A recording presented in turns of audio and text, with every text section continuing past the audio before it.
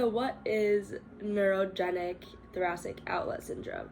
So neurogenic thoracic outlet syndrome is the most common etiology, and it presents due to compression of the brachial plexus, which is arm.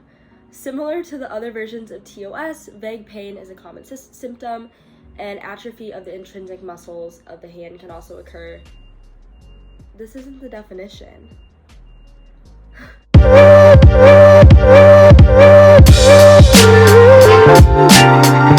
Hey guys, and welcome back to my channel. Today we're going to be talking about just an update on what's been going on with my arm and what I've currently being diagnosed with, in the process of being diagnosed with, and just some overall symptoms, what the journey has kind of been since we've last checked in, to kind of get to this point, because a lot has happened. So I apologize in advance. I'm coming off of a very bad cold, so if my voice is like, if I sound like I've been smoking for 20 years, that's why.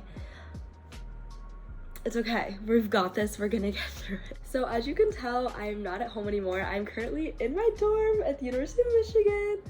I love it here. It is amazing. The worst part is there's no Dunkin', and I am having withdrawal, I'm being deprived, it's awful. But I have my I Heart Dunkin' cup that's pink, and I'm drinking tea currently, so amazing. It's not quite my traditional chai latte, but this will make do. And yeah, you can tell TOS is difficult to describe, and right now there's 3 kinds of thoracic outlet syndrome, and right now we're saying that I have neurogenic thoracic outlet syndrome, which basically means my nerves are being, and my brachial plexus are being compressed. How did we get here? That's like a lot to debunk.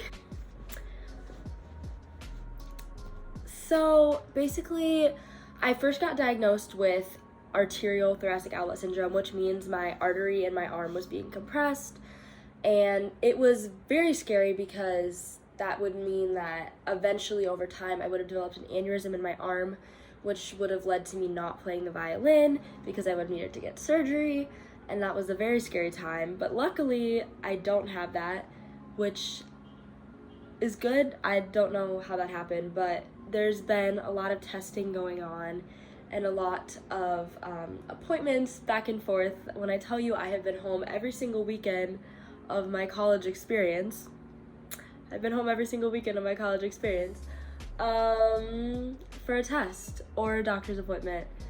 So yeah, I live here, but not on the weekends. So in terms of testing, I've done a lot. So I've done, first of all, x-rays to make sure there's not an extra rib that would have been compressing all of these things coming out of my arm. And then I've had MRIs. I'm getting another MRI ordered. I've had a CT scan. I am getting an EMG ordered currently. I've had an ultrasound.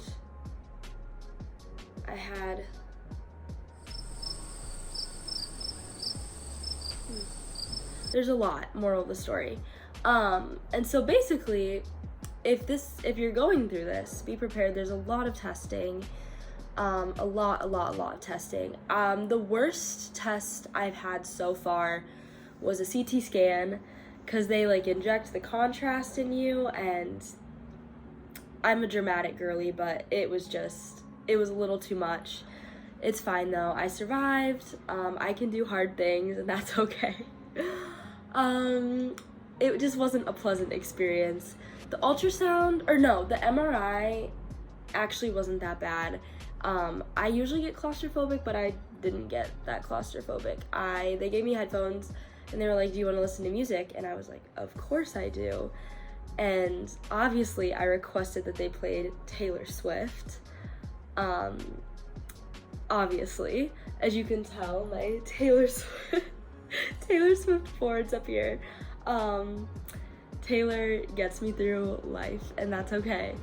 So I've been having a lot of testing, and basically everything has been leading to this diagnosis of neurogenic thoracic outlet syndrome. So, as we've gone over before, thoracic outlet syndrome in general, it's a group of conditions in which there's pressure on like the blood vessels or the nerves in the area between the neck and the shoulder, which I'm pretty positive through all my appointments now it's called the brachial plexus, I think.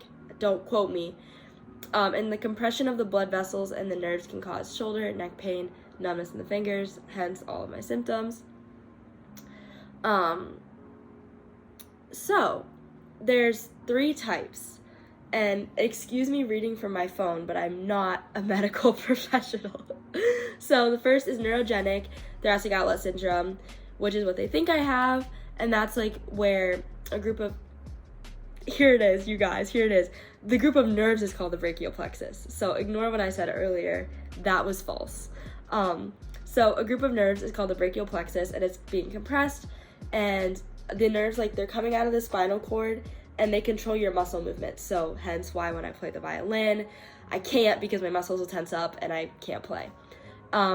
Venous, which is venous thoracic outlet syndrome, is basically when your veins under your collarbone are being compressed, giving you blood clots. That's very bad. And then arterial thoracic outlet syndrome, which is the least common. That's what they first thought I had, and it's basically when one of the arteries under the collarbone is being compressed, and that's when you would get an aneurysm or like blood clot formation because arteries. So there's our 3 main types.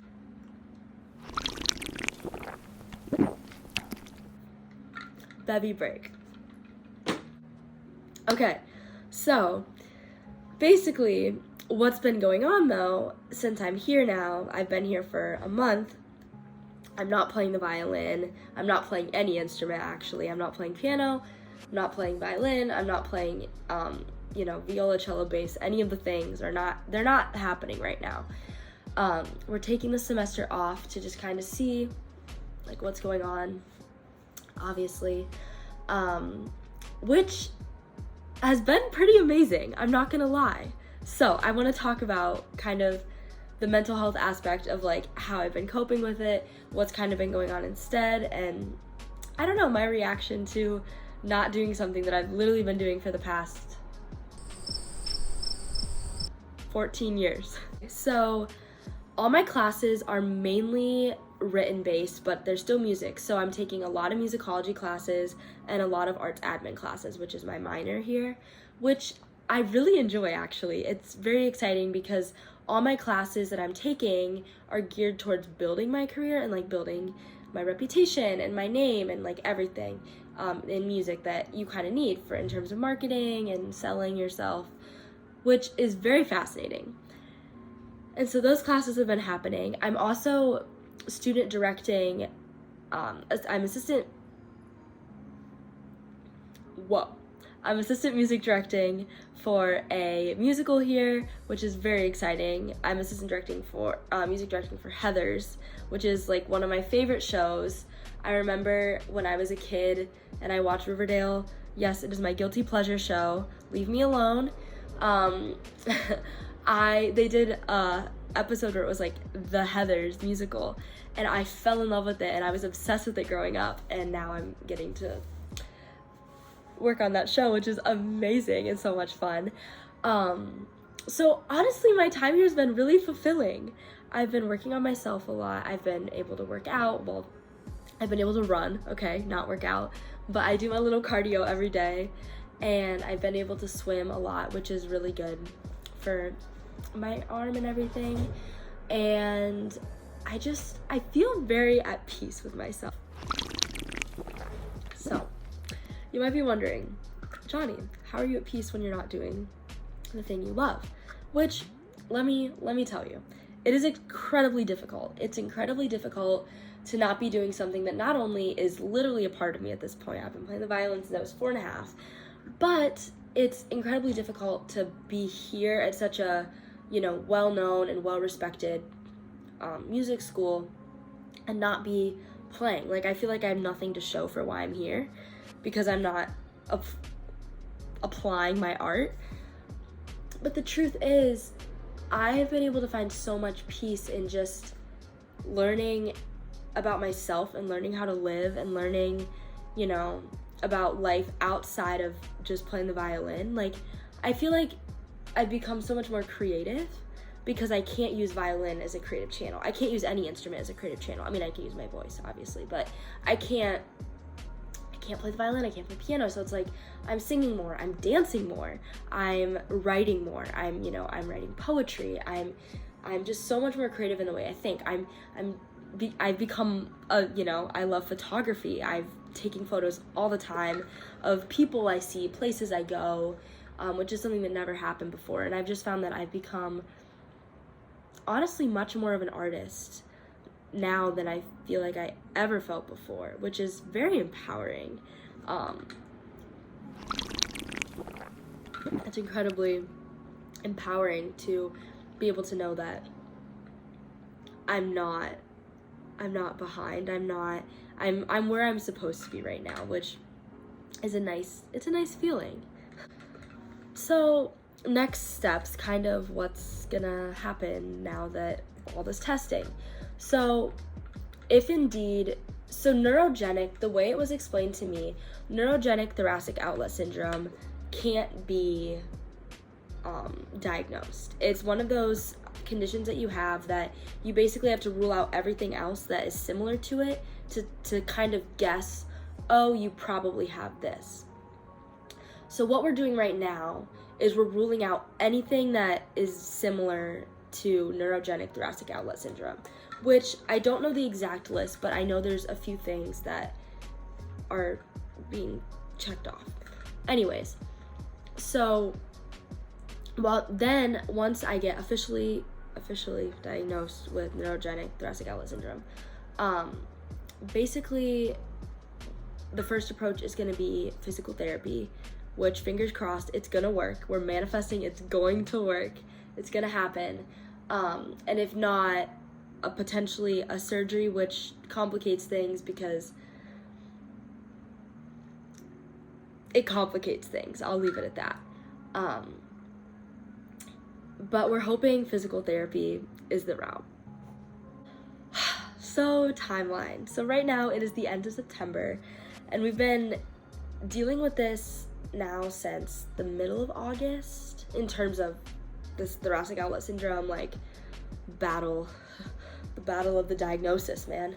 And so basically I only am approved a semester off of the violin. So we're fingers crossed hoping that physical therapy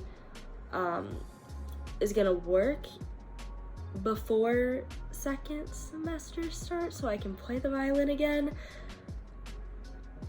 We'll see how that goes. I don't know. I'm sure I can get another semester approved off if I need to, or only play half the semester, which might have to happen. But I'm assuming that, I don't know, everyone's been very understanding here, which is something that I didn't expect was gonna happen, but everyone's very, like, supportive and uplifting about everything that's going on, and they're not, like, putting me down or separating me from other people just because I can't play. So I would assume that if I had to take another semester off, I'd be okay. I just don't foresee right now. My professor would like me to be 2 months pain-free before I play the violin again. Well, 2 months, October, November, and then December. But that would be if the pain stopped October 1st. I haven't even gotten physical therapy yet. So as of right now, I feel like February at the soonest would be when I'm playing, but nerves take so much time to heal. Nerves, it's just a slow thing. It's a waiting game. It's the long game. I'm dying. It's just a patience thing, and yeah, but it's gonna be okay. I'm really hopeful that it's gonna be okay, and we're just taking our time, and I think that's what's so beautiful about it. I've learned even more so than I already was, just to be patient and just to be still and just to wait. And kind of let life take me where life's gonna take me and just see what's gonna happen. So that's the update, you guys. I hope this kind of gave you some insight and maybe something you can relate to if you're also dealing with this, and we can kind of go through this journey together. It's definitely not the easiest thing I've ever gone through, but I am getting stronger every single day, and I'm just so proud of myself for getting through this. And yeah, I hope this video finds you well, and don't forget to like and subscribe. Bye, guys!